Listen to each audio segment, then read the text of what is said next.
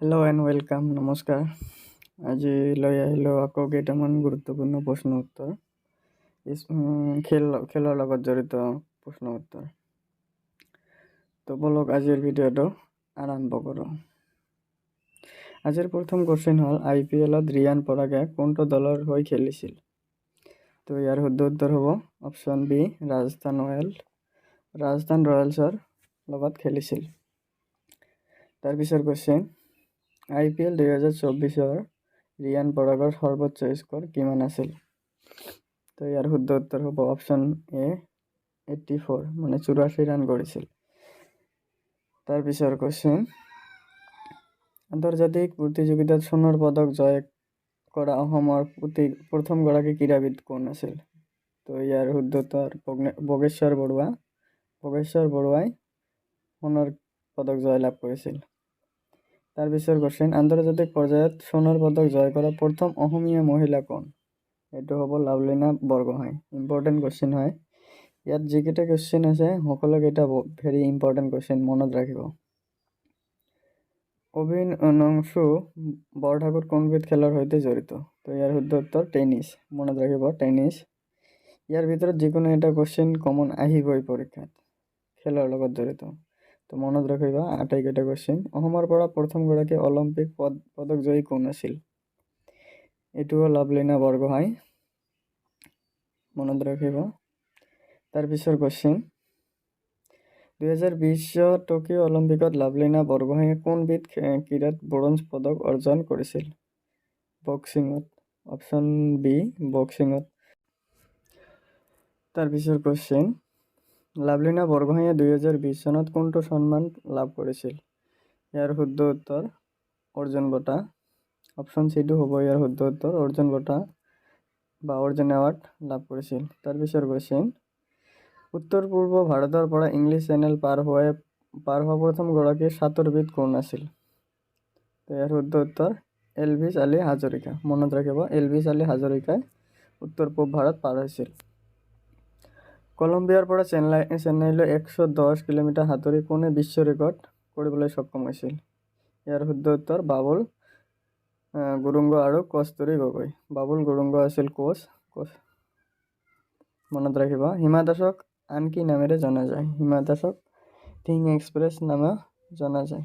Option এটো হ'ব শুদ্ধ উত্তৰ। মনত ৰাখিব।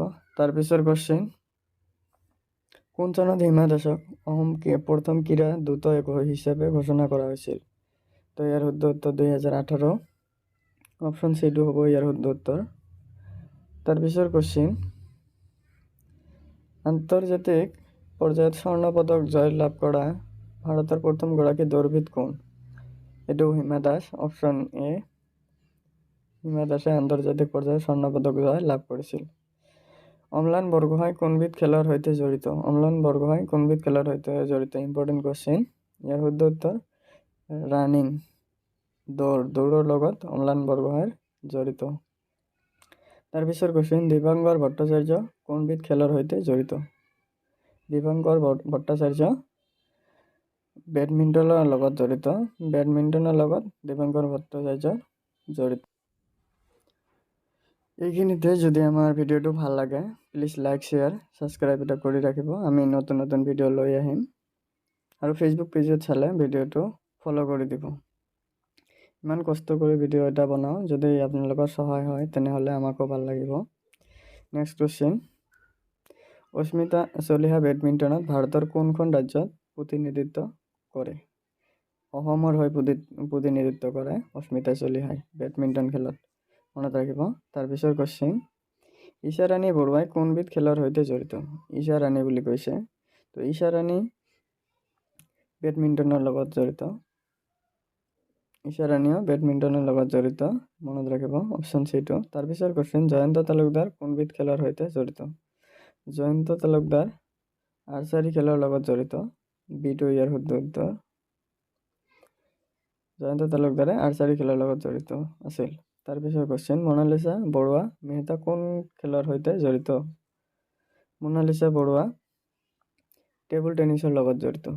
টেবুল টেনিছৰ লগত মনালিছা বৰুৱা মেহতাই জড়িত আছিল। তাৰপিছৰ কুৱেশ্চন ভোগেশ্বৰ বৰুৱাৰ পিছত অৰ্জুন বঁটা লাভ কৰা দ্বিতীয়গৰাকী অসমীয়া কোন? তো এইটো হ'ব মনালিছা বৰুৱা মেহতা। মনালিছা বৰুৱা মেহতা এই ভোগেশ্বৰ বৰুৱা বা অৰ্জুন বঁটা লাভ কৰি দ্বিতীয়গৰাকী আছিল অসমীয়া। তাৰপিছত কুৱেশ্যন, মৃদুল বৰগোহাঁই কোন খেলৰ সৈতে জড়িত? মৃদুল বৰগোহাঁই লন বল। অপশ্যন চি নম্বৰটো শুদ্ধ উত্তৰ, লন বলৰ লগত। তাৰপিছত কুৱেশ্যন, নয়নমণি শইকীয়াই কোন চনত কমনৱেলথ গেমছত সোণৰ পদক অৰ্জন কৰিছিল? 2022 চনত। এইটো 2022 চনত। তাৰপিছত কুৱেশ্যন, 2022 চনৰ কমনৱেলথ গেমছ আয়োজন দেশ কোন আছিল য'ত নয়নমণি শইকীয়াই সোণৰ পদক অৰ্জন লাভ কৰিছিল? ইংলেণ্ডত। তাৰপিছত কুৱেশ্যন, গিল ৱাটছন চাংমা কোনবিধ খেলৰ সৈতে জড়িত? তো ইয়াৰ শুদ্ধ উত্তৰ অপশ্যন এ ফুটবল। ফুটবলৰ লগত গিল ৱাটছন চাংমা জড়িত। তাৰপিছত কুৱেশ্যন, পাৰ্থিৱ সুন্দৰ গগৈ কোনবিধ খেলৰ সৈতে জড়িত? পাৰ্থিৱ সুন্দৰ গগৈ ফুটবলৰ লগত জড়িত। তাৰপিছত কুৱেশ্যন, অৰ্জনা শইকীয়া কোনবিধ খেলৰ সৈতে জড়িত? অৰ্জনা শইকীয়া ফুটবলৰ লগত জড়িত আছিল। বি নম্বৰটো, তেওঁ অসমৰ হৈও খেলিছিল, মানে অসমৰ লগতো জড়িত আছিল। থেংকছ ফৰ ৱাচিং। যদি ভিডিঅ'টো আমাৰ ভাল লাগে লাইক এটা কৰি ৰাখিব আৰু ছাবস্ক্ৰাইব কৰিব চেনেলটো। Thank U.